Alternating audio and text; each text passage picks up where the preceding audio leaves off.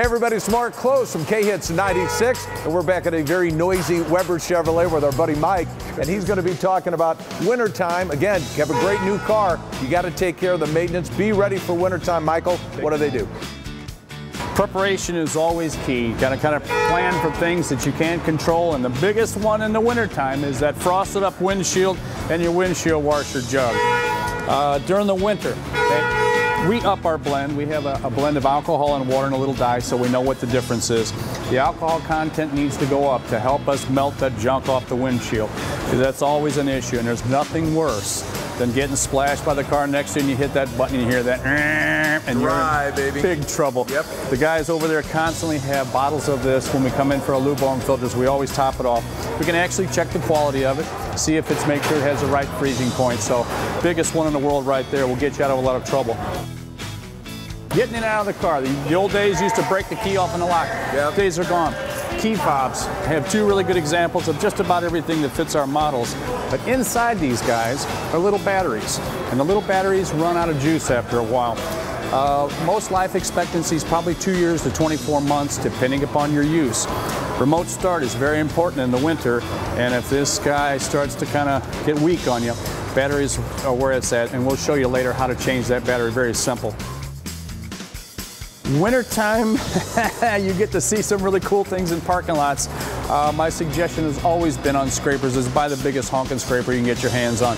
Let leverage be your buddy, because there's nothing worse, and everybody's done it, is chipping at that windshield or coming back down. The glass that we have in our new cars has never been this thin. To get the weight off the vehicle and to get safety, it's a laminate. I have a layer of glass, a little bit of plastic, and another layer of glass. Strong, but it's thin. Just realize that leverage is your buddy.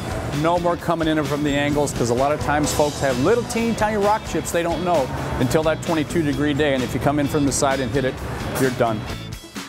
Silicone spray is your buddy during the winter.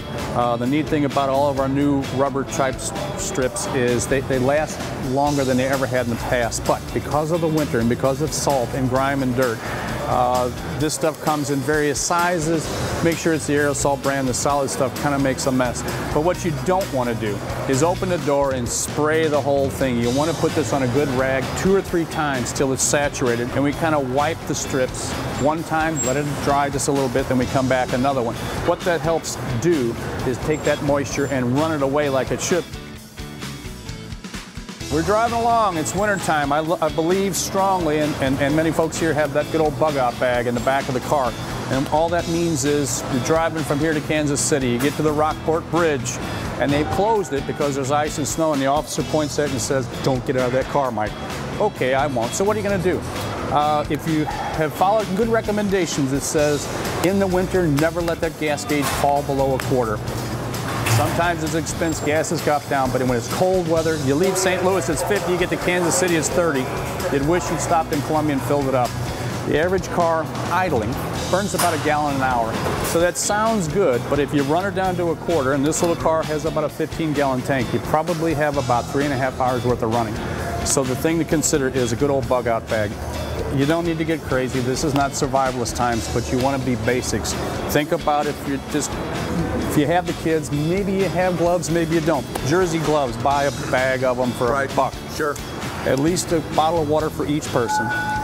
Energy bars are pretty good. I would say nothing with whole grain goodness and what that would move. You want protein. Had a good point about keeping gas in the tank. I tell my daughter all the time, otherwise you get the condensation and it freezes and your gas line freezes, and then you are not going anywhere. Back with tow truck, and if it is ice and snow, AAA, these tow companies have to go when I say ice and snow, sometimes they shut down. So think about keeping the bad things down to a minimum. Beautiful. And just throw it in the back of the car. If you don't use it, then you can have a party on the energy bars. That's right. Mike, thanks, man. It's always great information. It's Mark Klose, K-Hits 96 at Weber Chevrolet. We've been telling you about maintenance, how important it is, especially as you get ready for your summer vacation. This is way cool on your smartphone. You have an app, and you can line up an appointment to get that oil change, make sure the wipers are working, make sure that radio's working well, so you can pick up K-Hits 96 wherever you go. It's an app. You can find it right on your smartphone. Hooks you right into Weber Chevrolet.